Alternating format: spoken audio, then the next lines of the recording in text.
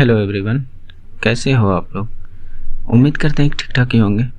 आज की वीडियो में हम लोग देखने वाले हैं आरआरबी एलपी टेक्नीशियंस भर्ती 2024-25 के लिए, जो कि प्रीवियस ईयर पेपर 2018 वाला हम लोग करने वाले हैं, जिसमें कि मैथ्स के क्वेश्चन टोटल 20 क्वेश्चंस होंगे और प्लस 10 साइंस के क्वेश्चंस होंगे। तो इसको हम लोग देखने वाले हैं, जो कि ये है 14 अगस्त 2018 शिफ्ट थर्ड का CBT 1।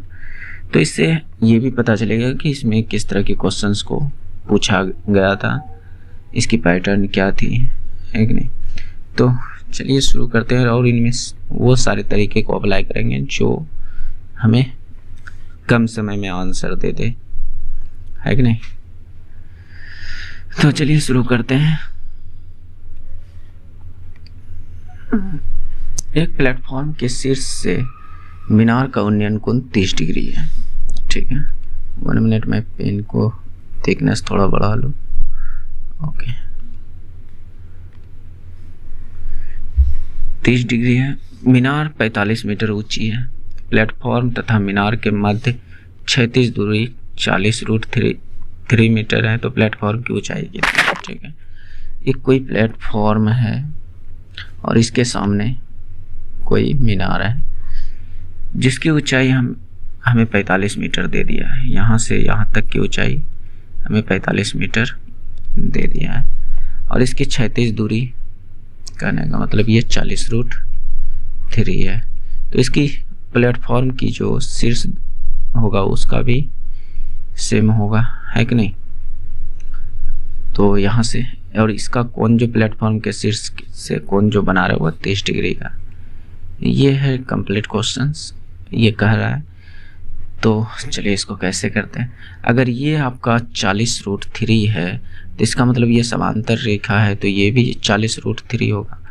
तो आपको यहाँ से यहाँ तक पता चल गया कि इस पॉइंट से इस पॉइंट तक कितना दूरी है। हमें निकालना है इस पॉइंट से इस पॉइंट का दूरी, ताकि मैं प्लेटफॉर्म की दूरी को पता कर सकूं कि कितना है। हमें टोटल पता है, लेकिन अगर हम यहाँ तक पता कर लें तो इसका आराम से निकल जाएगा, है कि नहीं। तो यहाँ पर क्या लगा सकते हैं हम, tan थीटा लगा सकते हैं, लंब बटे आधार, है कि नहीं। तो लंब को हम मान लेते हैं ये x है, तो लंब बटे आधार कितना 40√3। तो tan थीटा कितना लगाएंगे 30 डिग्री। tan 30 डिग्री का मान कितना होता है तो आप सभी को पता होनी चाहिए, 1/√3 होता है। √3 से √3 खत्म, तो x बराबर कितना आ गया 40। यानी ये दूरी यहाँ से लेकर यहाँ तक दूरी 40 आया। तो आप सभी बता सकते हैं कि टोटल 45 है, तो इसका मतलब ये कितना होना चाहिए 5, जो कि ये राइट आंसर है। Okay, next same to same question ये भी है। इमारत के तल से 30 मीटर की दूरी पर टावर के शीर्ष का अवनमन कोण 30 डिग्री है। तो टावर की ऊंचाई क्या होगी, टावर की ऊंचाई क्या होगी। तो एक टावर है, उसके शीर्ष से कहने का मतलब उसके शीर्ष से ये टावर है, इसके टावर के शीर्ष से एक मीनार का जो है अवनमन कोण कहने का मतलब ये ऊपर वाला कोण, ये 30 डिग्री, तो ये भी 30 डिग्री। मीनार कुछ होंगे कुछ इस प्रकार से बना हुआ, है कि नहीं। कुछ इस हाइट का मीनार होंगे, मेरी बात को समझने का कोशिश कीजिएगा। तो 30 डिग्री है।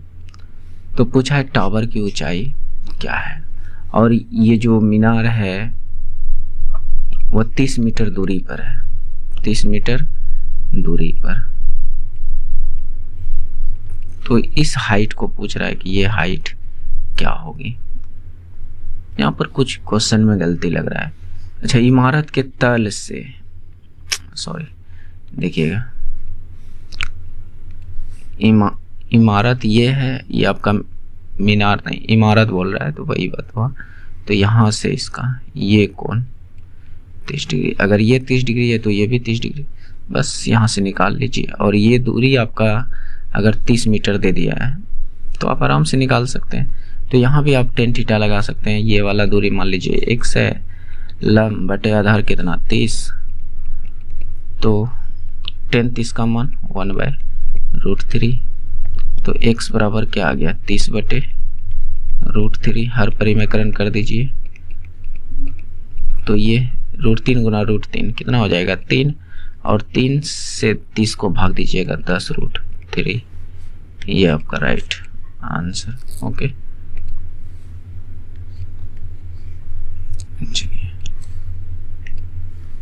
अर्जुन और अनुराग एक कार्य को क्रमशः 6 दिन और 7 दिन में पूरा करते हैं। वह साथ में कार्य करते हैं और कुल 780 रुपये अर्जित करते हैं, तो राशि में अर्जुन का हिस्सा क्या होगा। तो यहाँ पर देखिए समय का अनुपात हमें दे दिया है, टाइम जो लग रहा है अर्जुन है, एक अनुराग है, ये है, ठीक है। अर्जुन 6 दिन ले रहा है समय और ये 7 दिन, इसका टाइम का अनुपात ये है, तो उसका हिस्सेदारी का अनुपात क्या होगा, टाइम का जस्ट उल्टा, हिस्सेदारी का अनुपात जो हिस्सा उसका होगा उसका अनुपात जो होगा इसका उल्टा 7:6। यानी कह सकते हैं कि टाइम का उल्टा क्षमता होता है कि नहीं, क्षमता, यानी क्षमता का अनुपात ये है, तो उसका जो हिस्सेदारी होगा वह क्षमता के अनुपात में बटेगा। तो यहाँ से टोटल क्षमता कितना 713, और 13 का मान कितना 780, तो 1 का मान 60। तो हमसे पूछा किसका है, अर्जुन का। अर्जुन का हिस्सेदारी में कितना है 7, तो 7 का मान कितना, यानी इसको 7 से गुना कर देंगे, तो इसको अगर मैं 1 को 7 से गुना कर दें तो 7 हो जाएगा, तो 60 को अभी आप 7 से गुना कर दीजिएगा, इस 60 को आप 7 से गुना कर दीजिएगा, कितना 742 420, ये राइट आंसर हो जाएगा। ओके, नेक्स्ट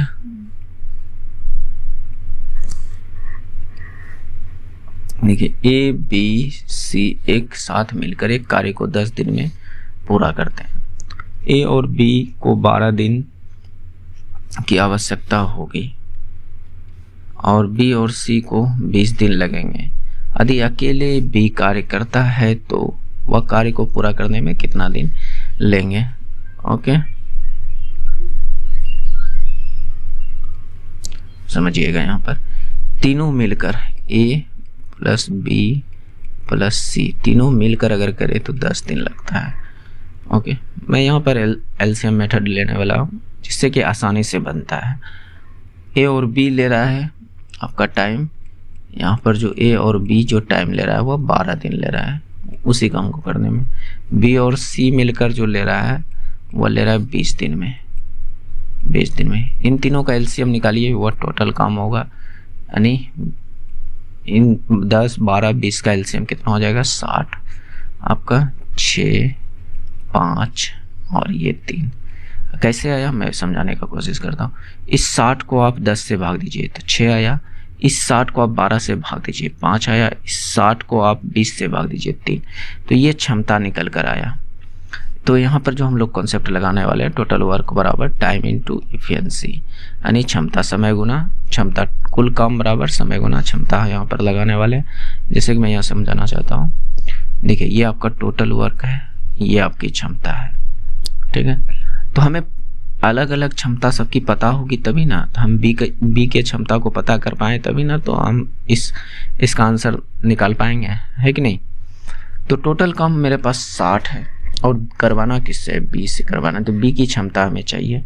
तो यहाँ पर देखिए इतना सा को अगर ऐड कीजिएगा तो क्या आएगा, ए प्लस बी प्लस सी और एक बी एक्स्ट्रा, और यहाँ पर टोटल इतना आया, एक बी एक्स्ट्रा आ गया, इन तीनों को ऐड किए तो, और यहाँ 5 3 8 5 3 इसका जो रेशियो है यहाँ पर इसका ये कितना हो गया 8, और ABC का जो क्षमता है वो कितना 6 है। ABC की क्षमता कितनी है 6, तो यहाँ से हम B की क्षमता को ज्ञात कर सकते हैं कि नहीं। तो B बराबर कितना 8 - 6, तो आपका जवाब होगा कि ये 2 हो गया। अब 2 यानी बी की क्षमता जो हमें पता चल गई कि 2 है।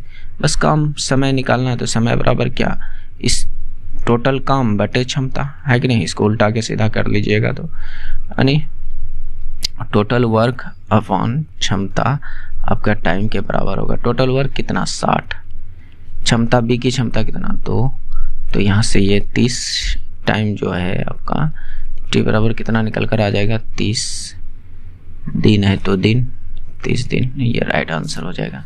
इस तरीके से कीजिएगा तो आपका जल्दी आंसर आएगा, बशर्ते समझ में आना चाहिए, नहीं तो फिर आपका नहीं होने वाला है। इस तरीके को समझिएगा तो मेरे उम्मीद से इससे फास्ट आंसर आता है। भले हमें बताने में 2 मिनट 3 मिनट लग गया होगा, ये बात मैं मानता हूँ, लेकिन आप अगर सीख जाइएगा इस तरीके को तो आपका आंसर जल्दी आ जाएगा, नहीं तो आप दूसरे तरीके लगा कर देखिएगा।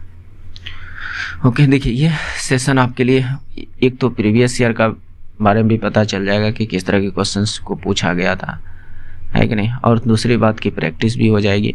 ज़रूरी नहीं है कि आपका एग्ज़ाम आ जाए तब आप स्टार्ट करो, उस समय आप पर थोड़ा सा प्रेशर हो जाएगा, क्योंकि उस समय सोचेंगे क्या पढ़े नहीं पढ़े, है कि नहीं। मैंने भी दोस्त इस चीज़ को झेला है, मैंने भी कई एग्ज़ाम्स को निकाला है, जैसे ग्रुप डी, एनटीपीसी, CBT 1 और CBT 2 दोनों क्वालिफाई किया, तो कहीं ना कहीं इस दौर से मैं भी गुजरा हूँ।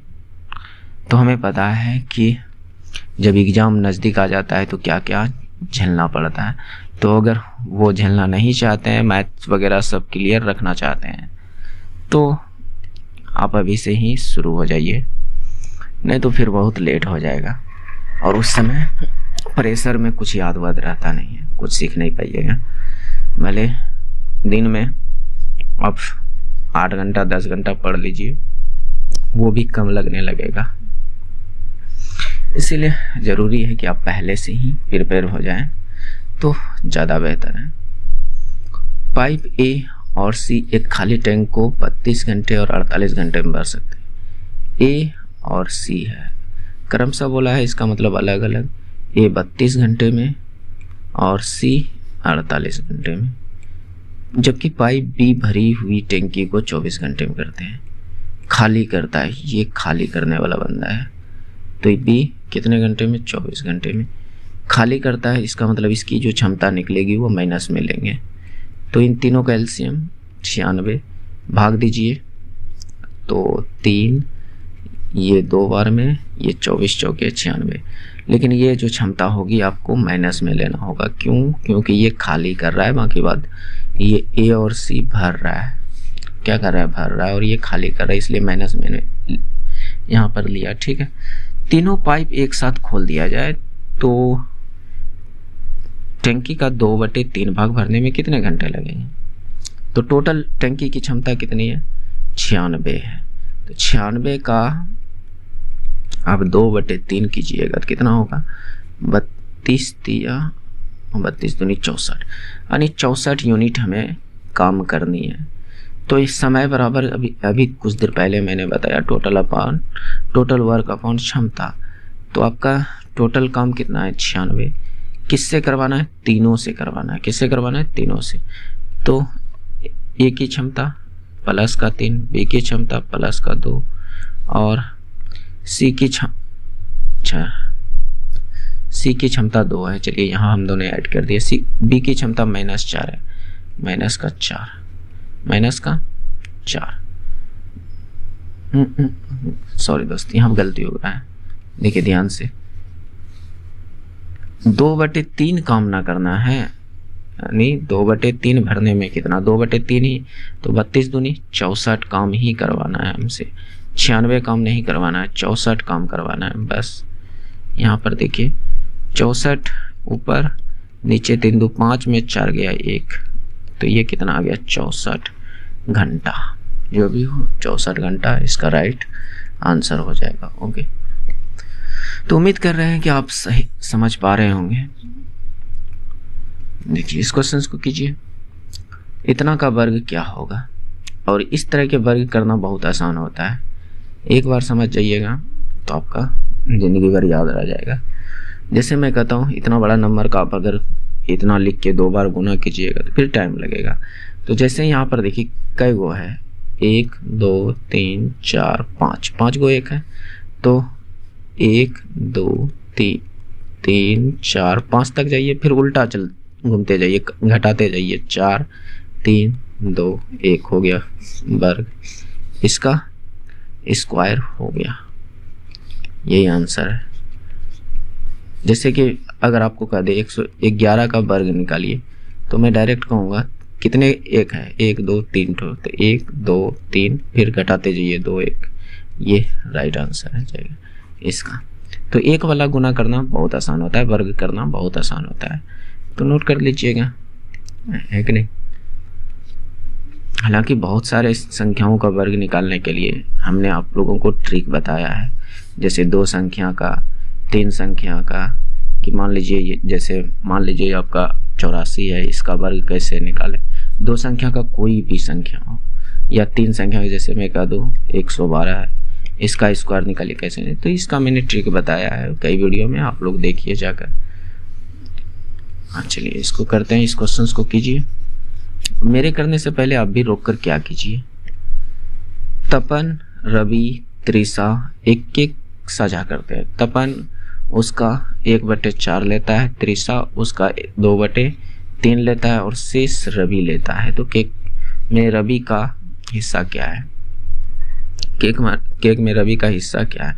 तो मैं मान लेता हूँ टोटल केक जो होगा कितना यूनिट होगा, जो ये दिया हुआ है ना 1/4, तो नीचे वाला क्या है 4 है, इस 4 और यहाँ पर 3, 4 3 का एलसीएम ले लीजिए, तो 12 टोटल हिस्सा है। टोटल यानी 12 यूनिट का कोई केक है, 12 यूनिट या 12 इकाई की कोई केक है। इस तो यहाँ पर 3 व्यक्ति है, तपन है, रवि है और त्रिशा है। ये है 3 व्यक्ति है, ठीक। तो 12 का 1/4, 12 का आप 1/4 कीजिएगा तो कितना होगा 3, फिर 12 का 2/3, 12 का आप 2/3 कीजिएगा तो कितना होगा 8। तो इतना केक खत्म, ये दोनों में इतना केक खत्म। अब रवि को 12 में से कितना मिल रहा है, 8 3 11, तो रवि ये त्रिशा को 1 मिल रहा है, त्रिशा को 1, कितने में से कि रवि केक में रवि का हिस्सा कितना होगा। तो रवि को 1 मिल रहा है कितने में से, 12 में से, कितने में से 12 में से। तो ये राइट आंसर हो जाएगा। ओके नेक्स्ट, यहाँ क्या है, एक मिश्रण में रेत और बजरी का अनुपात 7:8 है, ठीक है। रेत है और बजरी है, इसका अनुपात हमें 7:8 दे दिया है, ठीक है। बजरी और सीमेंट, एक बजरी है और एक सीमेंट है जिसका अनुपात 6:7 दे दिया है। तो मैं इसका एक और आसान तरीका, हालांकि इसका और भी तरीका मैंने बताया है, इसको और भी थोड़ा सा अगर समझना चाहते हैं थोड़ा और आसान हो जाएगा। समझिएगा कैसे, बजरी दोनों जगह है, इस अनुपात में भी है, इस अनुपात में, तो बजरी को इक्वल कर दीजिए। जैसे ये 8 है, ये 6 है, दोनों को इक्वल बनाने के लिए क्या कर सकते हैं, तो मैं कहता हूँ इसको 24 बना दीजिए, इसको भी 24। तो इसको 24 बनाने के लिए आप इस इक्वेशन को 3 से गुना कर दीजिए, और इसको 24 बनाने के लिए आप इस इक्वेशन को 4 से गुना कर दीजिए। तो ये कितना हो गया, 7 या 21, 8 या 24, 6 चौके 24, 7 या 7 चौका 28, ठीक है। तो बस बजरी दोनों जगह समान हो गया। मेरी बात को ध्यान से समझने का कोशिश कीजिएगा। बजरी यहाँ भी 24, यहाँ भी 24, तो हो गया हमें रेत, बजरी और सीमेंट का अनुपात मिल गया। तो अब हमसे पूछा किसका है, मिश्रण में रेत और सीमेंट। रेत कितना है, रेत और सीमेंट के बारे में पूछा। रेत कितना 21, बजरी कितना है, सीमेंट कितना 28। बस यहाँ पर 7 से दोनों कट जाएंगे 3 बार में और 4 बार में, 3:4, ये आपका राइट आंसर हो जाएगा। ऐसे आसानी से निकाल सकते हैं। हालांकि इसका दूसरा तरीका भी मैंने दूसरे वीडियो में बताया है कि अनुपात वाले क्वेश्चंस को और कैसे आसानी से कर सकते हैं। राम के पिता राम से 2 गुना बड़ा है। राम है और उसके पिता है, फादर है, यानी राम का अनुपात में 1 होगा तो इसका 2 गुना है। यही तो बोल रहा है कि 2 गुना बड़ा है। तो इसको ऐसे 8 वर्ष पहले राम के पिता की आयु उसके आयु का 2.5 गुनी है। 2.5 गुनी करने का मतलब 5/2। 5/2। अगर पिता 5 का है तो ये 2। हमने कैसे ये निकाला, थोड़ा सा समझने का यहाँ पर कोशिश कीजिएगा। क्या बोला है, राम के पिता की आयु, यानी राम है और ये उसका पिता है। तो अगर राम के पिता की आयु को हम x मानते हैं तो उसकी पिता की आयु जो है x का 2.5 गुनी। यही तो बोल रहा है। या तो यहाँ अगर हम x नहीं भी मानते हैं तो यहाँ पर समझिए, राम की जो भी आयु हो वो उसके पिता, राम के पिता का जो आयु है इसका 2.5 गुना है। तो यहाँ से राम और पिता का अनुपात क्या निकल कर आ जाएगा, 2/5। कैसे, इसको पॉइंट उड़ाइएगा तो नीचे 10, तो नीचे ये कट पिट के कितना हो जाएगा, 25 2 दूनी, तो ये 2 ऊपर और 5 नीचे। तो वही बात तो मैंने यहाँ लिखा कि राम 2 है और ये 5 है। क्या मेरी बात को समझ पा रहे हैं? उम्मीद करते हैं कि आप समझ पा रहे होंगे। चलिए इसको आप आगे देखिए, इसको मैं आगे करने क्या वाला हूँ। तो क्या बोल रहा है, 8 वर्ष पहले। ठीक है, तो मैं यहाँ दोनों का गैप को समान करना चाहता हूँ। दोनों का गैप समान करने का मतलब है कि जैसे यहाँ का गैप कितना है, अभी 1 है और यहाँ का गैप कितना है, तो आपका जवाब होगा कि 3 है कि नहीं। तो इन दोनों के दोनों जगह के गैप को हम समान करना चाहते हैं, इस गैप को इस गैप को। तो कैसे करें, तो इसका गैप लीजिए कितना, 1, इसका गैप लीजिए कितना, 3, यही ना। बस ये वाले गैप से ऊपर वाले को गुना कर दीजिए, समझिएगा।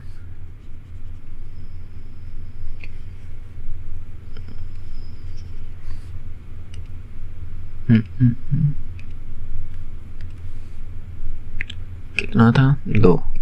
ठीक, इसका गैप तो हमें पता है कि 1 है कि नहीं। ये वाले गैप से ऊपर वाले को गुना कीजिए और इस वाले गैप से नीचे वाले को गुना कीजिए। अब एक नया रेशियो बनकर आएगा आपका 3:6 और ये रेशियो बनकर आएगा 2:5। क्या अब यहाँ इसका गैप समान है क्या, इसका गैप समान है क्या, है बिल्कुल। दोनों जगह 1 गैप हो गया। इसी एक गैप का मतलब यहाँ 8 वर्ष दिया है कि पहले अनुपात, वर्तमान अनुपात इतना था और बाद में इतना हो गया, यानी 8 वर्ष पहले इतना हो गया। तो इसका दोनों का गैप का अंतर 1 है और रियल में यहाँ पर 8 का अंतर है। तो 1 अनुपात का अंतर का मान 8 है। तो हमें चाहिए किसका, राम की वर्तमान आयु। तो अब हमें ये वाला जो अनुपात है इससे हमको लेना देना नहीं है। यहाँ पर वर्तमान वाला राम का 3 है और पिता का 6 है। तो 1 अनुपात का मान 8 है, तो 3 अनुपात का मान कितना, तो 8 दिया 24। ये राइट आंसर हो जाएगा। इस सब तरीके से आपका जल्दी आंसर आता है और कुछ नहीं है। बाकी बात इसको बेसिक से भी कर सकते हैं। उम्मीद करते हैं कि ये सब क्वेश्चन आप लोग कर पा रहे होंगे, लेकिन मैं वो तरीका यहाँ पर नहीं बता रहा हूँ। देखिए उस तरीके से तो आपको बहुत जगह मिल जाएगा। रोशन की वर्तमान आयु उषा के आयु का 1.5 गुने से 3 वर्ष कम है। देखिए मैं ये सब तरीके इसलिए बताता हूँ क्योंकि जब मैं भी टेस्ट लगाने जाता था ऑफलाइन तो लगभग वहाँ पर 70-80 बच्चे रहते थे। तो 70-80 स्टूडेंट में से जो है मैं देखता तो था कि मैं जो क्वेश्चंस 20-25 सेकेंड में करता था वो क्वेश्चंस अधिकतर लोग 1.5 मिनट 2 मिनट लगाता था। तो कहीं ना कहीं में लगता था कि वो हो सकता है ये सब तरीका उसे ना मालूम हो, ताकि इसीलिए वो टाइम ज़्यादा ले रहा है। और मैं हमेशा जहाँ भी टेस्ट लगाता था अंडर 10 के ही अंदर रहता था, चाहे वह 50 बच्चे के अंदर रहे या 100 बच्चे के। तो अंडर 10 में ही रहता था। तो हमें लगता था कि नहीं, हो सकता है कि जो तरीके को हम जान रहे हैं वो तरीका से बहुत लोग अभी तक वाकिफ़ ना हो, इसलिए वो टाइम ज़्यादा ले रहा है। तो इसलिए मैं कहता हूँ कि आप थोड़ा सा समझने का कोशिश कीजिए ताकि एग्ज़ाम में आपका समय बच सके। और आपको पता है कि एग्ज़ाम में समय कितना मायने रखता है, एक एक मिनट बहुत मायने रखता है। मैंने एग्ज़ाम दिया इसलिए हमें पता है, और आपने भी अगर दिया होगा तो आपको भी पता होगा कि कब 1.5 घंटा पार हो जाता है पता भी नहीं चलता है, और लगता है कि बाद में और आधा घंटा मिल जाता या 10 मिनट मिल जाता तो 5 से 6 क्वेश्चन आराम से कर लेते हैं। तो इस चीज़ को आप जब तक आप थोड़ा सा स्मार्ट मेथड यूज नहीं कीजिएगा तो नहीं हो सकता है कि नहीं। रोशन की वर्तमान आयु उषा की आयु का 1.5 गुने से 3 वर्ष कम है। 1.5 गुने से 3 वर्ष। यहाँ पर रोशन है और एक उषा है। इस तरह के क्वेश्चंस मैंने 14 अगस्त शिफ्ट 2 में भी देखा था। भले डाटा उसमें अलग था लेकिन सेम टू सेम क्वेश्चन था। तो रोशन की वर्तमान आयु उषा की आयु से 1.5 गुने से 3 वर्ष कम है। ठीक है, तो रोशन की आयु को हम यानी उषा की आयु को हम x मान लेते हैं, तो इसका 1.5 गुने से यानी 1.5 गुने से 3 वर्ष कम। एक इक्वेशन हमें यहाँ मिल गया या एक अनुपात हमें यहाँ मिल गया। ये जो निकला ये वर्तमान का निकला। अब हर जगह सोचिएगा कि ट्रिक लगे तो नहीं हो सकता है। 12 वर्ष पहले उषा की आयु, 12 वर्ष पहले उषा की आयु कितना, x - 12। ठीक, उषा की आयु रोशन की आयु के आधे से 3 वर्ष अधिक है, तो रोशन की आयु में भी 12 वर्ष घटाना होगा। ये रोशन की वर्तमान आयु है, इसमें भी 3 वर्ष घटाना होगा। 3 वर्ष कहते 12 वर्ष। 1.5x - 3 - 12। इसके रोशन की आयु जो ये बना इसके आधे से, क्या बोल रही है, इसकी आधे से 3 वर्ष अधिक यानी प्लस का 3। ये इक्वेशन बनकर आया, ये इक्वेशन बनकर आ गया। ये हमने वर्तमान उम्र माना, बाकी बात जो प्रश्न कह रहा था उसके हिसाब से मैंने यहाँ पर इसको फाइंड किया। बस इसको हल कीजिए, x का मान निकलेगा आपका। तो यहाँ से मैं हल करूँ तो ये 1.5x - 15, 3 दूनी 6 प्लस का 6, और ये 2x - 24। ये मैंने इसको डायरेक्ट कैलकुलेट कर लिया, आप भी कर सकते हैं। थोड़ा सा मैं पेन को पतला कर लूँ, थोड़ा ज़्यादा मोटा हो गया है ये। तो इतना, तो इसको यहाँ से घटाइएगा तो 0.5x माइनस में आएगा क्योंकि इधर जाएगा तो ये माइनस में।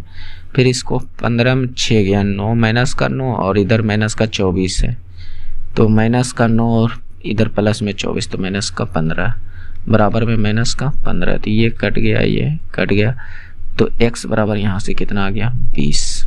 x बराबर कितना आ गया 20। कल कटा के देखिए। तो हमसे पूछा किसका है, रोशन की वर्तमान। रोशन की वर्तमान उम्र कितना है, तो यहाँ पर ध्यान से समझिएगा। रोशन की वर्तमान उम्र कितना है 1.5x माइनस का 3, यही तो है रोशन की वर्तमान आयु। तो 1.5x का मान कितना 20 माइनस का 3 बराबर r, रोशन की आयु। तो 15 दूनी 30 और इसको कल हल कीजिए, नीचे में 0, तो 30 माइनस का 3, माइनस का 3, तो 30 में 3 गया तो कितना बचेगा 27। 30 में 3 गया 27, और ऑप्शन में तो दिख भी नहीं रहा है r बराबर 27। कहीं गलती मैंने तो नहीं किया, देख लेते हैं एक बार। अच्छा ये 5, ये 30 होगा दोस्त, ये 30 होगा कटाने पर, 5 दिया 15, हाँ 30 होगा। तो यहाँ पर आप 30 को पुट कीजिए, यहाँ पर आप 30 पुट कीजिए, तो 15 या 45 माइनस 3, देखिए सही है।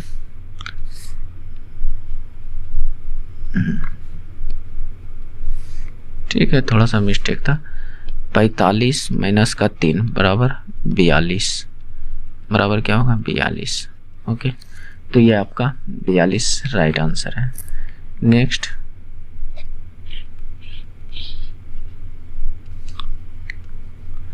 आदि कामर ने एक उपयोग किए हुए स्टीरियो को 1500 रुपये में खरीदा है, उसे इस स्टूडियो को पुनः कितने रुपए में बेचने पर एक 16% का लाभ प्राप्त हो।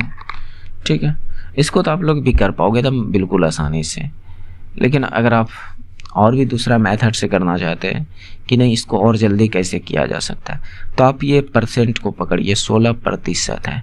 16% को आप अगर सोल्व कीजिएगा तो ये कितना आएगा, 4 चौके 25 चौके यानी 4/25।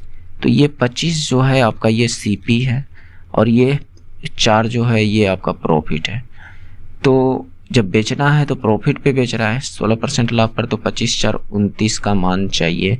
हमें दिया है यहाँ 25 का मान, किसका मान, हमें ये SP है, SP 29 हो जाएगा क्योंकि CP प्लस प्रॉफिट SP, या तो CP माइनस प्रॉफिट वो भी SP होता है, लेकिन जब हानि होता है तब। तो CP हमें दिया है 1500, तो यहाँ पर 1500 का 25 का मान 1500, तो हमें 29 का मान निकालना है। तो ये कटा दीजिए, 25 से 25 छके 150, 25 छके 150 यानी 60 बार में कट गया। तो हमें चाहिए 29 का मान, तो 1 का मान आ गया आपका 60, तो 29 का मान बस 60 से गुना कीजिए, आपका राइट आंसर 0 9 छक 54 4 यानी 04। तो एक ही ऑप्शन में ये राइट हो जाएगा। बाकी बात आप जो तरीके से निकालते हैं उससे भी निकाल सकते हैं, कोई खास क्वेश्चंस है नहीं, लेकिन मैं इसलिए ये बताना चाह रहा हूँ कि डायरेक्ट आप कर सकते हो कम समय में। और बोलेगा हाँ, कुछ दोस्त कमेंट करेगा आपने तो इस क्वेश्चंस में 3 मिनट 4 मिनट लगा दिए। तो आपने कभी जो मैकेनिक वाले होते हैं, जो गैराज वगैरह में जो मिस्त्री वगैरह होता है, उसको देखते हैं, मोटरसाइकिल एक दिन में आपको बना के दे देता है। क्या उस एक दिन में बनाने के दौरान क्या इससे पहले वो एक दिन में बना पाता था? तो आपका जवाब होगा बिल्कुल नहीं। क्यों नहीं बना पाता था? क्योंकि उसने सीखने में समय कम से कम 1.5 से 2 साल लगाया होगा, तब जाकर वह एक दिन में बना पा रहा है।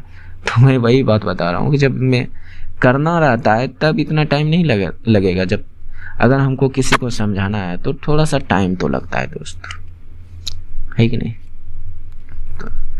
तो इन सब बातों पर थोड़ा सा ध्यान दीजिए। निम्न में किस संख्या का वर्गमूल अपरिमेय है? देखिए, वर्गमूल कहने का मतलब नहीं निकलना चाहिए, अपरिमेय कहने का मतलब क्या, नहीं निकलना चाहिए। तो एक ही को जवाब है कि यहाँ पर नहीं। अगर लास्ट में 2 जीरो रहता तो फिर सोचते हैं कि वर्गमूल हो सकता है, लेकिन जब मैंने लास्ट में एक ही जीरो देखा तो हमें डायरेक्ट पता चल गया कि इसका वर्गमूल नहीं निकलेगा। नहीं तो आप निकाल कर देखिए, बाकी बात इन सब का निकलेगा। लास्ट में 9 है, आराम से निकल सकता है, 4 है, 5 है, तो निकल सकता है कि नहीं? तो ज़रूरी नहीं कि आप निकाल कर चेक करो, कुछ तरीका पता होनी चाहिए, यूनिट डिजिट या लास्ट का कुछ 2 जीरो होनी चाहिए, तभी जाकर निकलेगा, है कि नहीं? वर्गमूल देखिए लास्ट में क्या क्या हो सकता है, तो वर्गमूल निकल सकता है 1, 3 तो नहीं, 4, 5, 7 भी नहीं होना चाहिए, और 1, 4, 5, 6, 8 नहीं चलेगा, 9, ये सब या तो लास्ट में डबल जीरो होनी चाहिए, तभी जाकर वर्गमूल निकलेगा, अन्यथा नहीं निकलेगा। नहीं तो आप निकाल कर देखिएगा। तो ये सब कुछ रूल पता होनी चाहिए जिससे कि आप फास्ट कर सकते हो। अब यहाँ पर क्या बोल रहा है, 36 54 108 का महत्तम समावर्तक यानी SC आप निकालिए। तो ज़रूरी नहीं कि आप इसको फाइंड करो, निकालो, आप थोड़ा सा एक बार ऑप्शन पर नज़र घुमाइए। यहाँ पर कहा क्या रहा है, SCF, और SCF का मतलब क्या होता है, वह बड़ी से बड़ी संख्या जो दी गई जितनी भी नंबर है सभी को भाग लगा सके, सभी को भाग लगा सके। तो मैं सबसे पहले यहाँ पर बड़ा नंबर ढूंढना चाहूँगा कि ऑप्शन में सबसे बड़ा नंबर कौन है। तो ये आपका 18 दिख रहा है। क्या 18 से 36 में भाग लगेगा? बिल्कुल लगेगा। 18 से 54 में भाग लगेगा क्या सर? बिल्कुल लगेगा। 108 में 18 छके 78 से बिल्कुल लगेगा, यानी ये 18 से तीनों में भाग लग रहा है और वो बड़ी से बड़ी नंबर भी है। इन सभी ऑप्शन में बड़ा नंबर यही है। अगर ये नहीं होता तो फिर मैं 12 को चेक करता, अगर 18 नहीं होता तो इससे थोड़ा सा छोटा वाला चेक करता। बात समझ रहे हैं?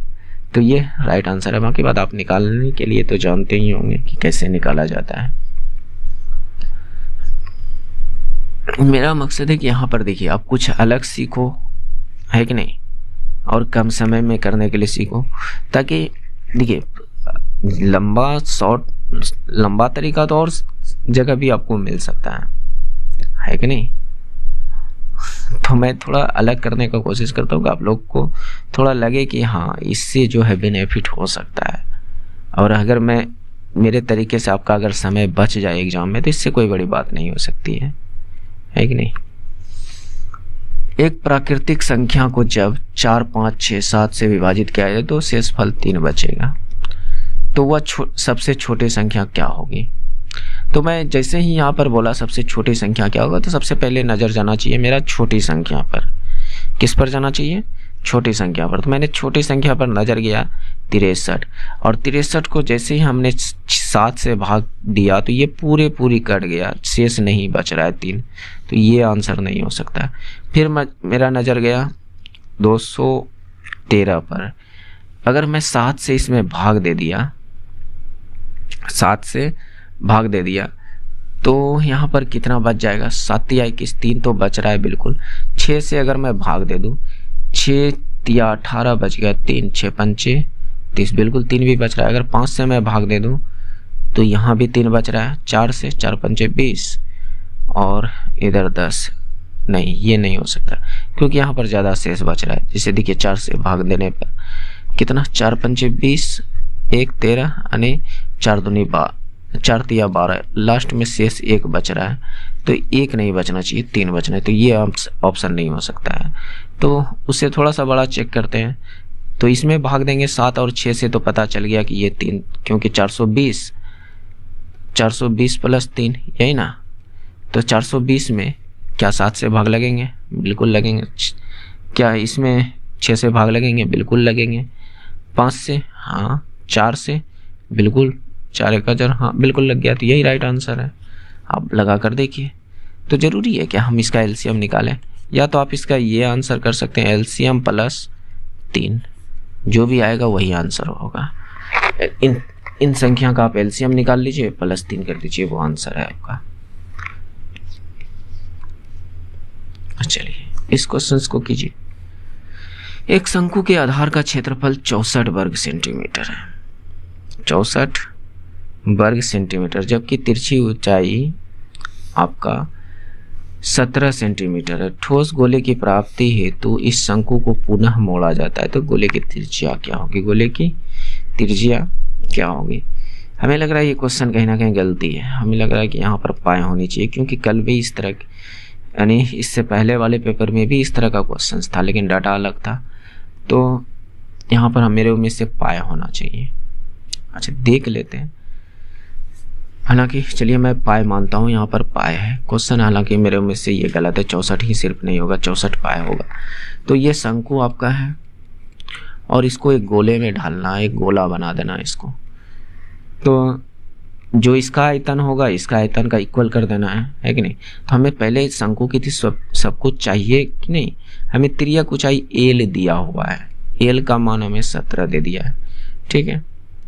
और हमें इसका क्षेत्रफल दे दिया, आधार का क्षेत्रफल। आधार में क्या है? वृत्त है, वृत्त का क्षेत्रफल पाई आर स्क्वायर, और जिसका मान 64 पाई। तो पाई से पाई खत्म, आर बराबर कितना? 8 निकल जाएगा, क्योंकि ये स्क्वायर रूट करा। तो हमें आर पता चल गया कि ये 8 है। ये कितना है? 8। हमें चाहिए यहाँ पर हाइट। क्या चाहिए? हाइट। आयतन में हमें निकालने के लिए हाइट चाहिए, आयतन, शंकु का आयतन निकालने के लिए, है कि नहीं। तो हाइट क्या होगी यहाँ से? तो आपको पता है कि यहाँ पर एक समकोण त्रिभुज बनता है, समझिएगा। यहाँ पर क्या बनता है? एक समकोण त्रिभुज बन जाता है। ये देखिए, ये आपका समकोण त्रिभुज बन गया। तो यहाँ पर आप ट्रिपलेट लगाकर इसकी हाइट को पता कर सकते हैं। अगर ये 8 है, ये 17 है, तो ये 15 होगा।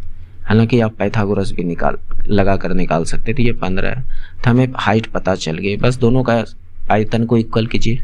शंकु का आयतन 1/3 पाई आर स्क्वायर एच, यानी इसका आयतन।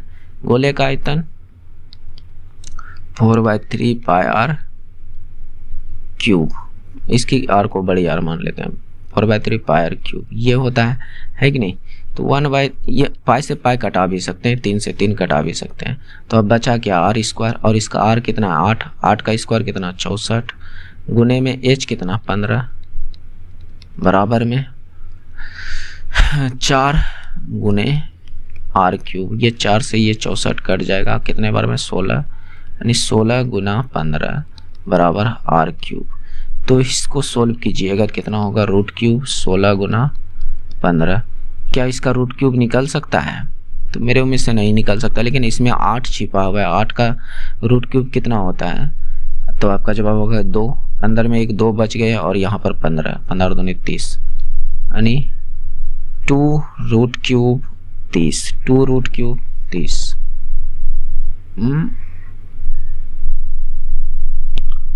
15 दूनी 30, ऑप्शन गलत है, यहाँ पर 30 कर लीजिएगा। 2 रूट क्यूब 30 ये राइट है।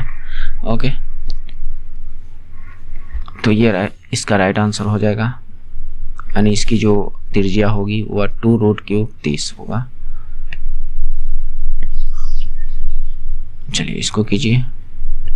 उम्मीद कर रहे हैं कि आप लोग को समझ में आ रहा होगा।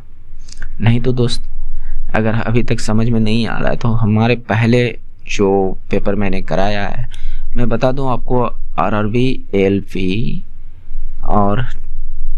और टेक्नीशियंस का जो है फुल सॉल्यूशंस करवाया है, पूरा सॉल्यूशंस करवाया, जिसमें कि मैथ, रीजनिंग, जीके, जीएस सभी को एक साथ लिया है, सभी को एक साथ सोल्व कराया है, यानी पूरा पेपर सोल्व कराया। टोटल 29 शिफ्ट का मैंने सोल्व करवा दिया, जिसका मैंने एक प्लेलिस्ट भी बना दिया है, वहाँ से आप जाकर देखिए। और ये सब तरीका जो हम बता रहे हैं उसमें थोड़ा मैं डिटेल्स से भी बताया हूँ, ताकि अगर यहाँ आप देख रहे हैं तो ज़्यादा समझ में आएगा वो सब अगर देख चुके होंगे तो। अन्यथा आप थोड़ा सा कोशिश कीजिएगा, यहाँ भी समझ सकते हैं। मैं कोई विदेशियन रूल तो बता नहीं रहा हूँ, है कि नहीं। तो हालांकि मेरे उम्मीद से देखिए दोस्त, वहाँ से आपको ज़्यादा फायदा मिलेगा। जो मैंने फुल सॉल्यूशन करवाया उसमें मैथ, रीजनिंग, जीके, जीएस सभी करवाया है, तो वहाँ पर आपको ज़्यादा बेनिफिट मिलने वाले हैं। यहाँ पर आकर आप मैथ और साइंस का प्रैक्टिस कर सकते हैं, ये आपका एक तरह से प्रैक्टिस क्लास भी हो जाएगा। तो कोई बात नहीं, आपको जैसा अच्छा लगे उस तरह से कीजिए, लेकिन मैं कहूँगा कि सजेस्ट करूँगा कि उसको भी आप देखिए, वहाँ से आपको बहुत ज़्यादा फायदा मिलेगा, ठीक नहीं। राही ने प्रतिवर्ष 8% साधारण ब्याज का वादा करने वाले बैंक में 600 रुपया जमा करवाए। यदि राही बैंक में 5 साल के लिए पैसा रखती है तो उसे कितना ब्याज प्राप्त होगा, उसे कितना ब्याज प्राप्त होगा ये पूछ रहा है। तो मैं डायरेक्ट कहूँगा कि 8 गुना 5, 8 पंचे 40%, 600 का आप 40% निकाल दीजिए, 40% निकाल दीजिए। तो यहाँ से 2 0 6 चौके 24, 240 ये राइट आंसर हो जाएगा। हालांकि मैं इस बात को क्यों कह रहा हूँ, क्योंकि देखिए मैं आपको इसका एक तरीका ही बता देता हूँ, क्योंकि किसी ने कमेंट किया था कि ये कैसे, देखिए कैसे। जो साधारण ब्याज एसआई होता है वह मूलधन का आरटी % होता है, मूलधन का RT% एसआई होता है। तो हमने मूलधन यहाँ देखा, RT मतलब 8 पंचे 40% निकाल दिया, मूलधन का 40%, वो राइट आंसर हो गया। बाकी बाद आप बेसिक तरीके भी लगा सकते हैं, आपकी इच्छा। 5 वर्ष में 8% की वार्षिक साधारण ब्याज पर एक यानी 2.5 वर्ष है, 2.5 वर्ष में तो 300 रुपया हो जाती है, यानी अमाउंट हमें यहाँ पर 300 दे दिया है और टाइम मेरा ये है, रेट हमारा ये है। तो हमने क्या कहा कि ब्याज जो होता है वो 80% होता है, यानी 2.5 गुना 8 कीजिएगा तो कितना, 8 दूनी 16, 4 20, यानी एसआई मेरा है 20% और मूलधन हमने मान लिया कि 100% होगा। कितना होगा? 100%। ठीक है, तो अमाउंट क्या होता है? SI प्लस प्रिंसिपल यानी मूलधन। अमाउंट हमें 300 दिया है, SI कितना है? SI 220 और मूलधन 100% है, दोनों में परसेंट है, तो ये कितना हो जाएगा? 300 बराबर 120%। 120%।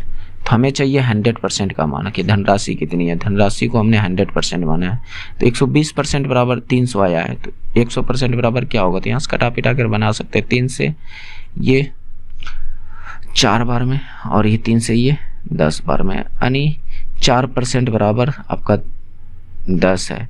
तो 100% बनाने के लिए इसको क्या कर सकते हैं आप? 25 से गुना कर दीजिए, तो इसको भी आप 25 से गुना कर दीजिएगा, तो ये 25 चौके 100 हो जाएगा 100%, और ये इधर 250। तो 100% का मान कितना? 250। 100% हमने मूलधन को माना, ये 250 हमारा राइट आंसर। क्या मेरी बात को समझ रहे हैं? हालांकि आप और भी तरीके, बेसिक तरीका भी लगा सकते हैं, वो आप पर डिपेंड करता है, मैं तो नहीं लगाने वाला हूँ। निम्नलिखित में से कौन सा पाइथागोरस त्रिक है, यानी कौन सा इनमें ट्रिपलेट है? तो ट्रिपलेट करने का मतलब वही है जो समकोण त्रिभुज में होता है, जैसे 3, 4, 5, 8, 7, 15, ये सब जो है ट्रिपलेट है, या 8, 15, 17 का एक ट्रिपलेट बनता है। इसका कहने का मतलब ये है कि इसका स्क्वायर प्लस इसका स्क्वायर बराबर इसका स्क्वायर होना चाहिए। जैसे मैं यहाँ पर कर रहा हूँ कि 3 3 9 और 4 चौके 16, तो इसका स्क्वायर कितना? 25।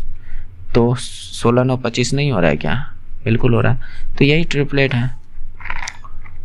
तो उम्मीद कर रहे हैं समझ पा रहे होंगे, इसको भी करके देखिएगा, उतना ही होगा। ये हमारा टेलीग्राम चैनल का QR है, जहाँ पर आपको PDF मिलेगा, सर्च करके ज्वाइन कर सकते हैं। हालांकि डिस्क्रिप्शंस में भी PDF मिल जाएगा, हो सके तो मैं कमेंट में भी पिन कर दूंगा टेलीग्राम चैनल का, वहाँ पर आपको PDF दे दूंगा बिना सॉल्यूशन किए हुए। उसमें सॉल्यूशन का नहीं होगा, हो सकता है दोनों भी दे सकता हूँ, जो आपको जो ये लिखा हुआ दिख रहा है वो वाला भी और बिना लिखा हुआ वाले भी, तो आपको ज़्यादा बेनिफिट हो जाएंगे। अगर बिना लिखा हुआ वाला से कीजिएगा तो आप बनाइएगा, फिर बाद में देखिएगा कि हाँ कैसे किया गया है। पहली 100 प्राकृतिक संख्याओं का माध्य कितना है? तो जब पहली से बोले यानी 1 से लेकर 1 2 3 ... 100 तक का माध्य कितना होगा? जब इस तरह से पूछे डायरेक्ट आप कीजिए 100 + 1/2 यानी 101/2 मतलब 50.5, ये आपका राइट आंसर हो जाएगा। इस तरह के क्वेश्चंस 14, पता नहीं इन दोनों में सेम टू सेम क्वेश्चन कैसे दे रहे हैं, लेकिन डाटा चेंज करके दे रहे हैं। क्वेश्चन है अधिकतर हमारे में से 3 से 4 क्वेश्चन सेम टू सेम मिल चुके हैं, लेकिन सिर्फ डाटा चेंज है, तो हो सकता है। और इसीलिए तो मैं कहता हूँ दोस्त, देखिए ज़रूरी नहीं है कि ये आपका ALP के ही पेपर में काम आएंगे या टेक्नीशियंस के ही पेपर में काम आएंगे। रेलवे का कोई भी एग्ज़ाम हो जिसमें मैथ पूछा जाता है, रेलवे का क्या और भी किसी भी एग्ज़ाम में जिसमें मैथ साइंस पूछा जाता है, उन सभी के लिए बेनिफिट हो सकते हैं। बात समझ रहे हैं? तो इसीलिए कहता हूँ कि हाँ ये आपके लिए फ़ायदेमंद हो सकता है। बात को समझिए थोड़ा सा। तो चाहे किसी मतलब कि मैथ कहाँ से पूछेगा दोस्त, मेरे उम्मीद से मैथ तो वही ना है जो इसमें है, वही मैथ वहाँ भी पूछेगा, सिर्फ हो सकता है डाटा चेंज कर दे, लेकिन टाइप वही रहेंगे। इस क्वेश्चन को कीजिए। देखिए मैंने जितना क्वेश्चन कम्युनिटी पोस्ट में अभी तक डाला है, सभी क्वेश्चन का आंसर्स हमारे वीडियो में मिल जाएंगे। यह निश्चित नहीं बता सकता कि ये क्वेश्चंस किस वीडियो में मिलेंगे, लेकिन जितने भी मेरे कम्युनिटी पोस्ट में आप लोग क्वेश्चंस यानी क्यूज के फॉर्म में देखते हैं, वह सारे क्वेश्चंस का हल आपको हमारे वीडियो में आराम से मिल जाएंगे। 12 परीक्षाओं में राघव का औसत अंक कितना? 24 है। ठीक है, जुबेदा ने केवल 9 परीक्षाएं दी और औसत अंक 23 प्राप्त किए गए। यदि प्रत्येक परीक्षा में 30 अंक की थी तो शेष 3 परीक्षाओं में से किसी एक में जुबेदा को राघव के प्रदर्शन के बराबर अंक प्राप्त करने के लिए न्यूनतम कितने अंक चाहिए या प्राप्त करने होंगे। बनाइए इस क्वेश्चंस को। मेरे उम्मीद से इस क्वेश्चंस में तो लगभग हमको लगता है 20 से 30% लोग बना पा रहे होंगे इस क्वेश्चंस को। देखिए कैसे कर सकते हैं कि राघव का टोटल अंक कितना हो जाएगा। राघव का औसत योग बराबर क्या होता है, आपको पता होनी चाहिए कि औसत गुना कुल दी गई संख्या कि कुल कितनी संख्या है। तो 12 परीक्षा दी, उसका औसत कितना 24। तो यहाँ टोटल राघव का इसी के बराबर में करना है किसका, जुबेदा का। किसका करना है, जुबेदा का। ठीक है, जुबेदा का कर देते हैं इसके बराबर में। जुबेदा ने 9 टेस्ट खेले और इसका औसत कितना 23। तो यहाँ से टोटल इतना शेष 3 मैच बच गया है। शेष 3 मैच बच गया है। तो इसमें ये कितना औसत अंक ला सकता है, ये बात है कि नहीं। इसमें ये औसत अंक कितना ला सकता है, तो हम कहेंगे कि x औसत अंक ला सकता है। ठीक है, तो आप सोचिएगा कि इसको हल करके आंसर आ जाएगा, नहीं आएगा। कर लीजिए, मैं थोड़ा सा समझाना चाहता हूँ, समझिएगा। 12 12 दूनी 24 4 28 288, ये 9 या 27 9 या 18 2 20 207 प्लस 3x। यहाँ से इसको घटाइएगा, 207 घट जाएगा तो ये 1 8 81, 3x बराबर 81। तो x बराबर कितना आ जाएगा 27। x बराबर 27। तो ये आंसर नहीं होगा। अब यहाँ पर देखिए, इतना करके आप ऑप्शन ढूंढिएगा कि ये कितना हो गया 27 यानी 81। तो मैं कहता हूँ ये 3 संख्या का औसत है, यानी 3 संख्या का ये टोटल है, 3 संख्या का। तो मैं कहता हूँ ये 3x का टोटल है। तो इसने क्या कहा है कि न्यूनतम अंक कितने हो सकते हैं और परीक्षा में अधिकतम अंक उसे 30 है। थोड़ा सा गौर से समझने का कोशिश कीजिएगा, ध्यान से, क्योंकि ध्यान हटी तो दुर्घटना घटी, है कि नहीं। तो 3 मैच खेलना है, पहला मैच, दूसरा, तीसरा मैच ही तो है, अच्छा परीक्षा है। तो अधिकतम अंक कितना है 30, यानी 2 गो में वह 30 ला लिया। अधिकतम 2 गो में ला लिया, तो टोटल कितना 60 ला लिया। उसको पुराना कितना है 81, पुराना कितना है 81। तो 60 तो ये ला लिया। तो तीसरा मैच में उसे कम से कम कितना लाना होगा 21। तीसरा मैच में उसे कम से कम कितना लाना होगा 21, और 21 ही आपका राइट आंसर है।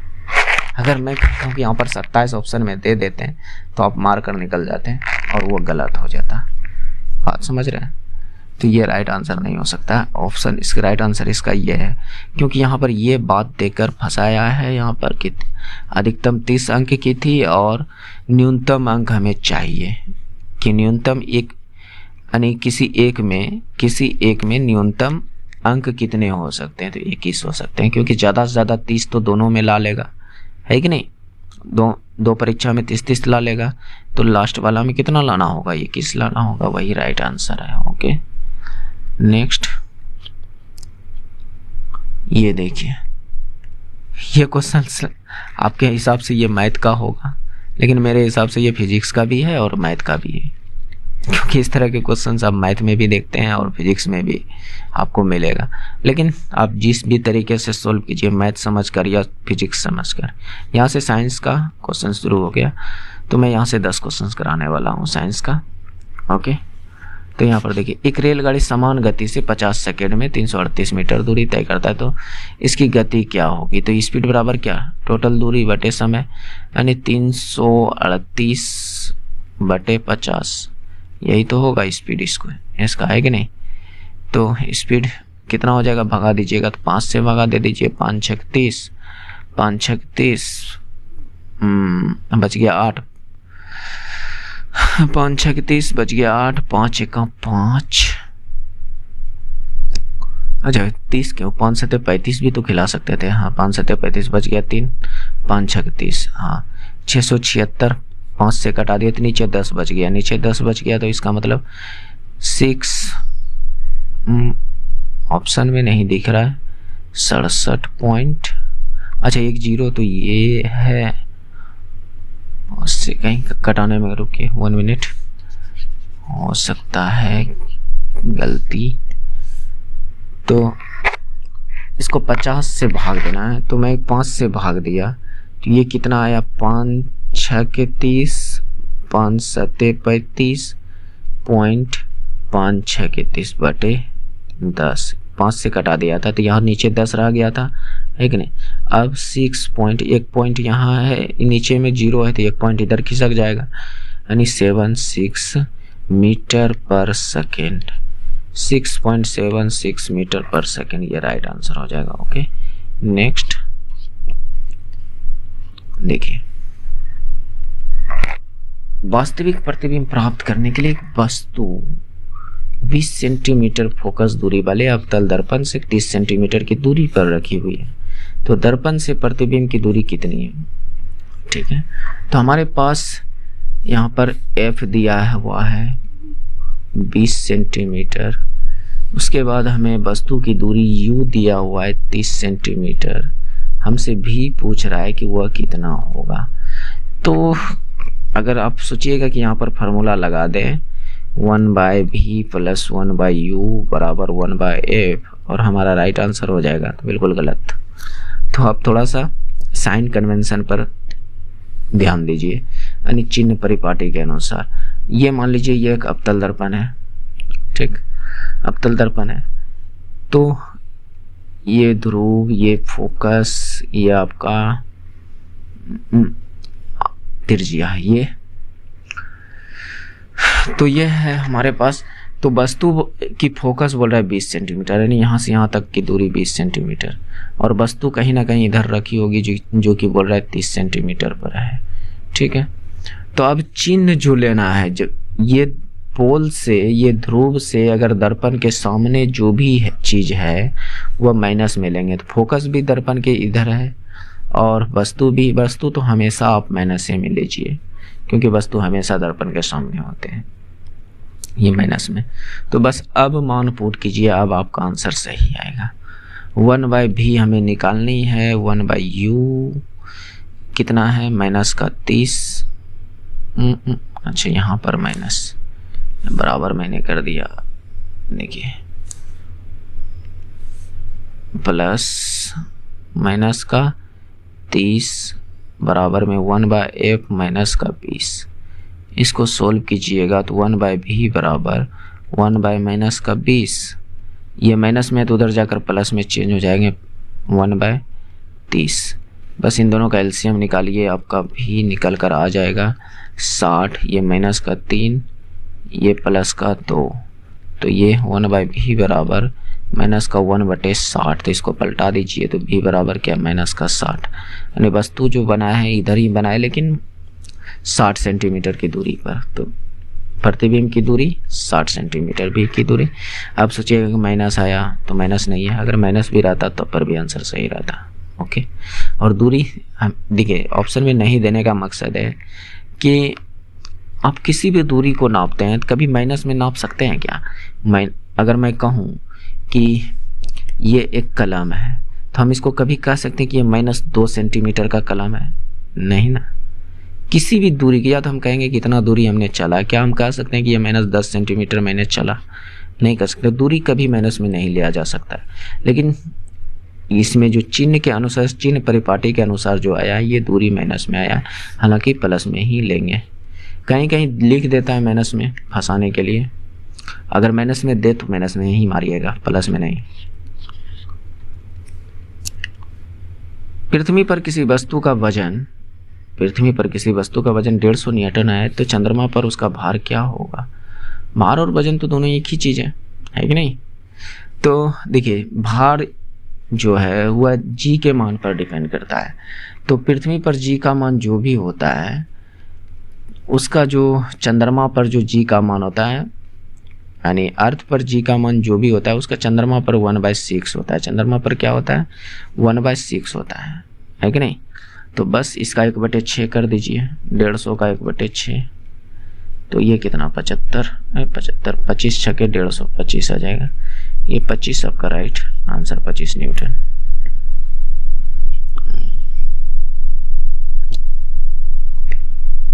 ये क्या है, देखिए लंबाई L, त्रिज्या R के एक बेलनाकार तार में R का प्रतिरोध है तार में R का प्रतिरोध है, समान सामग्री लेकिन दोगुनी लंबाई और त्रिज्या दोगुनी वाले दूसरे तार का प्रतिरोध कितना होगा, दूसरे तार का प्रतिरोध कितना होगा। तो प्रतिरोध का फार्मूला तो आपको पता ही होना चाहिए, रो L/A, या दूसरा फार्मूला क्या होगा, ये क्या है, क्षेत्रफल। जैसे ये आपका कोई तार है तो इस जगह का क्षेत्रफल ये A है, तो कहीं ना कहीं ये बेलनाकार तार होता है, जो बेलनाकार ही तो बोला है, कहीं ना कहीं ये वृत्त है, तो इसका क्या पाई R स्क्वायर। A के जगह पे हम पाई R स्क्वायर भी तो पुट कर सकते हैं, है कि नहीं, पाई R स्क्वायर पुट कर सकते हैं कि नहीं। तो पहले इतना त्रिज्या था, क्योंकि इसने कहा है कि L है और त्रिज्या R है, पहले उसका प्रतिरोध इतना था।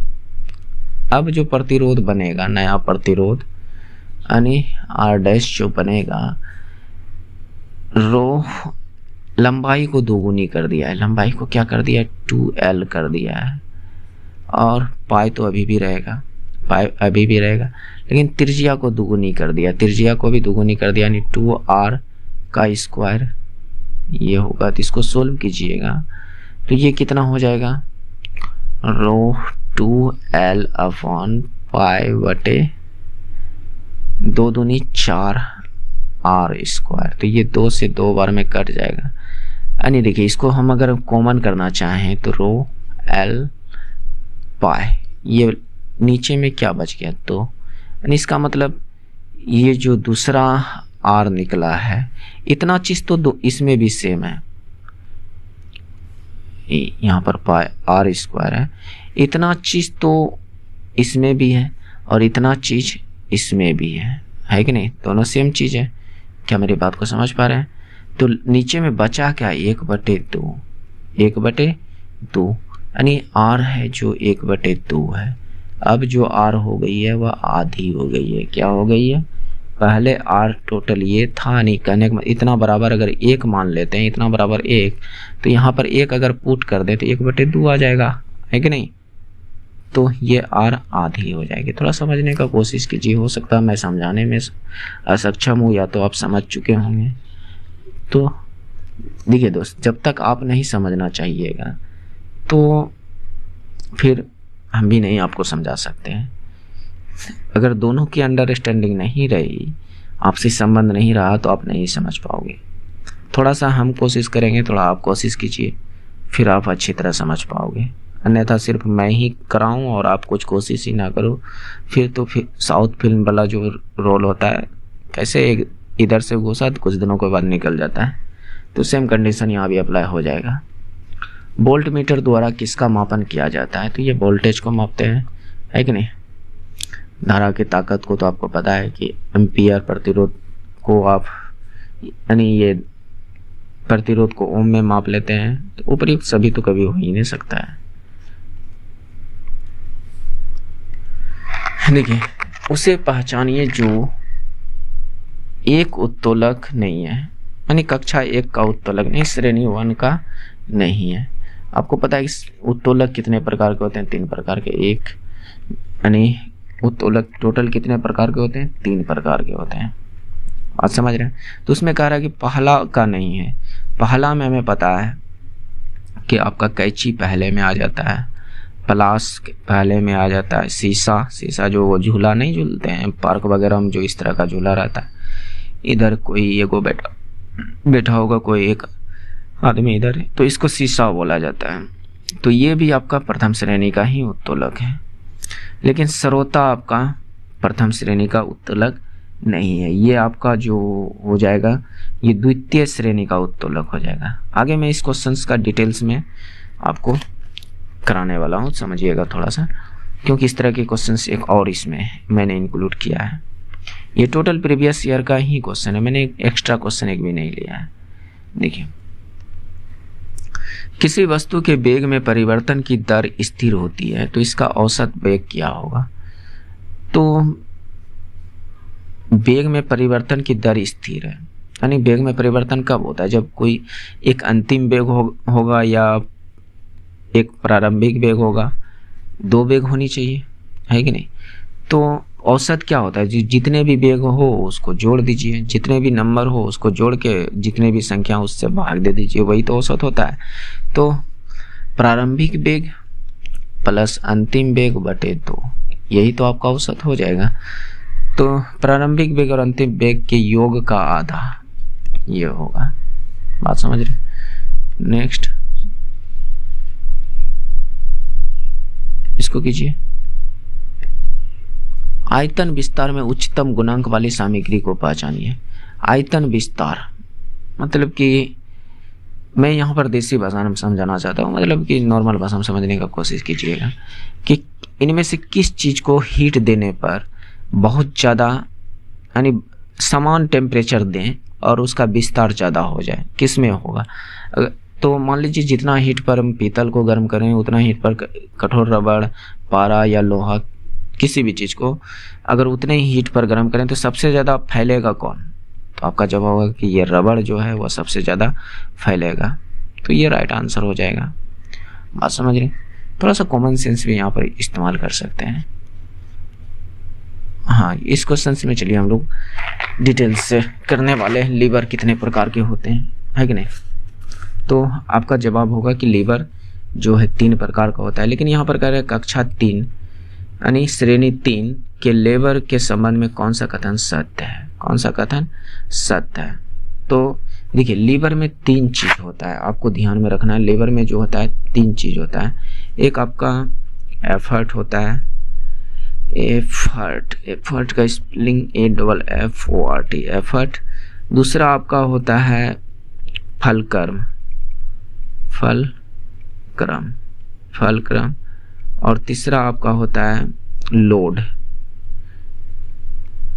ये 3 चीज होता है। हिंदी में अगर बोलना चाहें तो आपका ये जो एफर्ट है, एफर्ट कहने का मतलब यहाँ पर आपका जहाँ पर आप ताकत वगैरह लगाते हैं, जहाँ पर आप ताकत लगाते हैं तो उसको हिंदी में देखिए क्या बोलता है,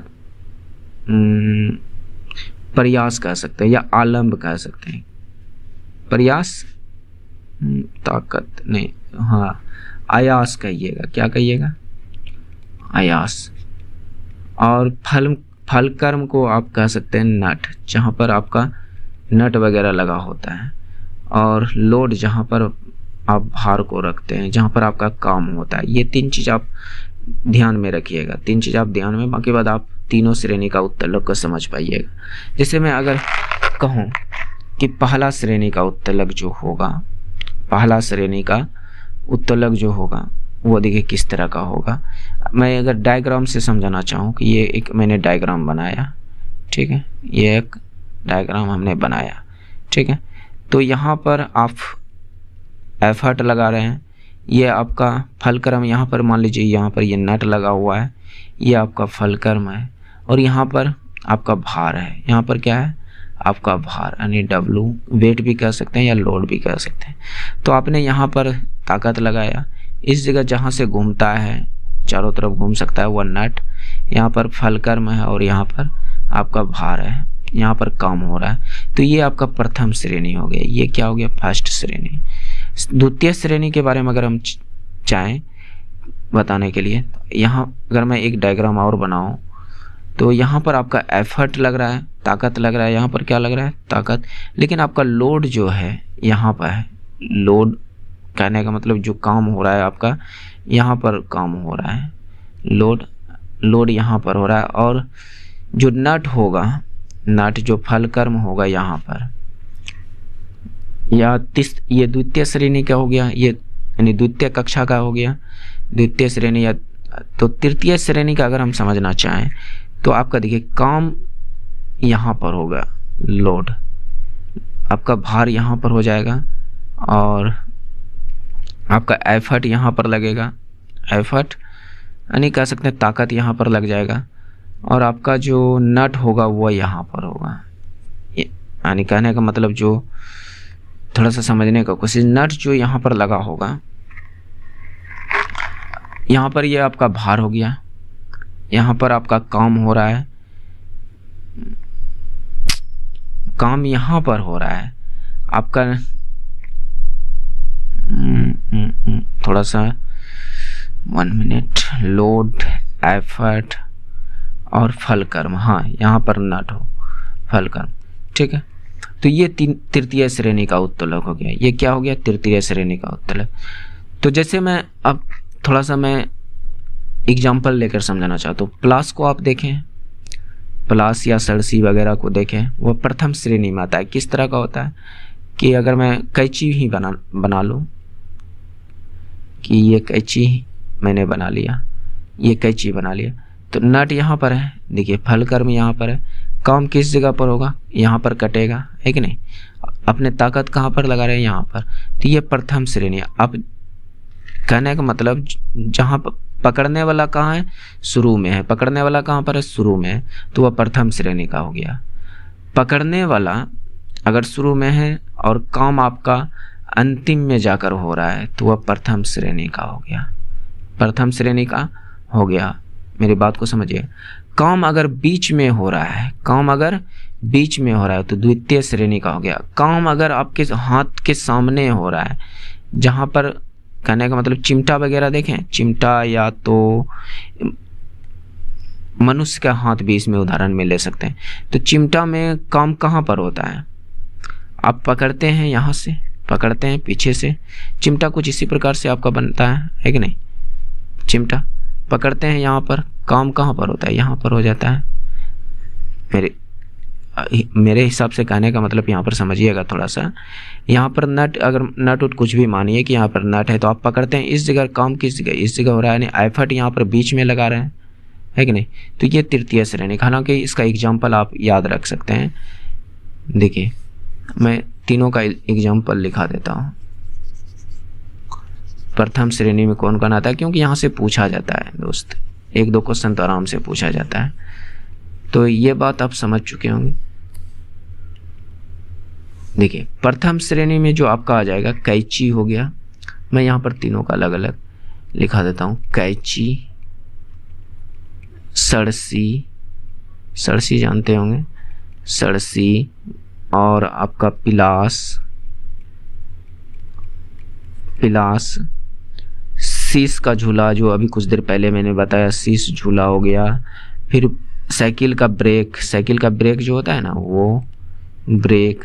हैंड पंप, पंप यानी चापाकल जो होता है, हैंड पंप, ये आपका प्रथम श्रेणी का हो जाएगा। और द्वितीय श्रेणी का उदाहरण अगर मैं बताना चाहूँ, सरोता, सरोता, नींबू निचोड़ने की मशीन, नींबू निचोड़ने की मशीन होती है ना, नींबू निचोड़ने की मशीन, या तो कूड़ा ढोने वाला, कूड़ा ढोने वाला जो गाड़ी होता है, कूड़ा ढोने वाला जो गाड़ी होता है, वह द्वितीय श्रेणी। तृतीय श्रेणी में आप 2 ही याद रखिए, चिमटा और मनुष्य का हाथ, ये तृतीय श्रेणी का उत्तर। जैसे देखिए कूड़ा ढोने वाला गाड़ी में क्या होता है, ये द्वितीय श्रेणी का है। तो भार बीच में लगा रहता है, नट आपका कहाँ लगता है? आगे में, आगे में चक्का लगा रहता है कि नहीं? आप यहाँ पर पकड़े रहते हैं, एफर्ट यहाँ पर लगा रहे होते हैं। तो इस तरह से आप इन तीनों का डिटेल्स में जानकारी याद रख सकते हैं। बात समझ रहे हैं? तो इसका पूछा क्या है कि कक्षा 3 लीवर के यानी श्रेणी तृतीय लीवर के संबंध में कौन सा सत्य है, कौन सा सत्य है? तो यहाँ पर देखिए प्रयास क्या लिखा है, प्रयास, भार और फलक्रम, प्रयास, भार और फलक्रम। जो प्रयास आपका हो रहा है, जो जहाँ पर कहने का मतलब प्रयास, फलक्रम कहाँ पर है? कथन सत्य, तृतीय श्रेणी का, तृतीय श्रेणी का। भार और फलक्रम के बीच में प्रयास होना चाहिए, भार और फलक्रम के बीच में, भार और फलक्रम के बीच में एफर्ट लगना चाहिए। क्या होना चाहिए? एफर्ट। प्रयास को हिंदी में एफर्ट कहते हैं। देखिए हमें इंग्लिश हिंदी दोनों याद नहीं है, इसलिए मैं थोड़ा सा कंफ्यूज हो जाता हूँ। एफर्ट जो है भार और फलक्रम के बीच में है, यही तो राइट है, यानी तृतीय श्रेणी का ये है। ओके, उम्मीद करते हैं कि आप समझ पा रहे होंगे। तो इसका राइट आंसर हो जाएगा option number B. Okay, next, निम्नलिखित में से कौन सी राशियां नियत रहती है और एक स्थान से दूसरे स्थान तक परिवर्तित नहीं होती है? तो द्रव्यमान कहीं चेंज नहीं होती है है कि नहीं। बाकी बात बल चेंज हो सकता है, भार आपका पता है कि जी पर डिपेंड करता है कि नहीं। गुरुत्वाकर्षण भी चेंज होता है, पृथ्वी पर गुरुत्वाकर्षण कुछ और होती है, चंद्रमा पर कुछ और होती है कि नहीं। तो ये द्रव्यमान कहीं चेंज नहीं हो सकता, चाहे कहीं पर चल जाए। ये टोटल मैंने 30 क्वेश्चंस आप लोग को कंप्लीट करा दिया। आपको ये वीडियो कैसा लगा कमेंट में ज़रूर बताइएगा, कमेंट करके ज़रूर बताइएगा कि आपको ये कैसा लगा। बाकी बात क्या बोलूँ, अगर चैनल पर पहली बार आए थे तो सब्सक्राइब कर लीजिएगा, क्योंकि बाद में फिर हम मिलने वाले हैं नहीं, क्योंकि इतना बड़ा तो नाम याद रखने वाले हैं नहीं आप हमारे चैनल का। तो हालांकि आप अगर सर्च करना भी चाहो तो डायरेक्ट कोई टॉपिक लिखिए, बाद लास्ट में मंडल जी लगा दीजिए, हो सकता है तो आ जाए, हो सकता है कि सर्च हो जाए। लेकिन अगर नहीं हो तो इसके लिए अगर बाद में अगर आप नहीं चाहते हैं कि बाद में हमें ढूंढना पड़े तो आप सब्सक्राइब कर लीजिए, और हो सके तो दोस्तों में शेयर भी कर दीजिएगा और लाइक कर दीजिएगा।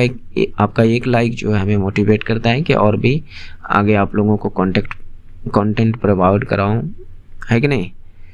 तो हालांकि देखिए, अगर आप अभी हमारे सब्सक्राइबर्स बहुत कम हैं तो थोड़ा सा लगता है कि मैं मेहनत कर रहा हूँ और कोई सपोर्ट नहीं कर रहा है, तो थोड़ा सा सपोर्ट तो कर रहे हैं, लेकिन जिस रेट से करनी चाहिए उस रेट से नहीं कर रहे हैं, तो थोड़ा सा गिल्टी फील होता है, थोड़ा सा लगता है कि कहीं हो सकता है कुछ कमी है जाए। तो बाकी बात आपकी इच्छा, आप क्या सोचते हैं। अब हम तो उम्मीद करते हैं कि आपको ये वीडियो अच्छी लगी होगी, तो प्लीज़ दोस्त लाइक शेयर एंड सब्सक्राइब। आगे बाद मिलते हैं नेक्स्ट वीडियो में। जय हिंद, जय भारत, थैंक्स फॉर वॉचिंग।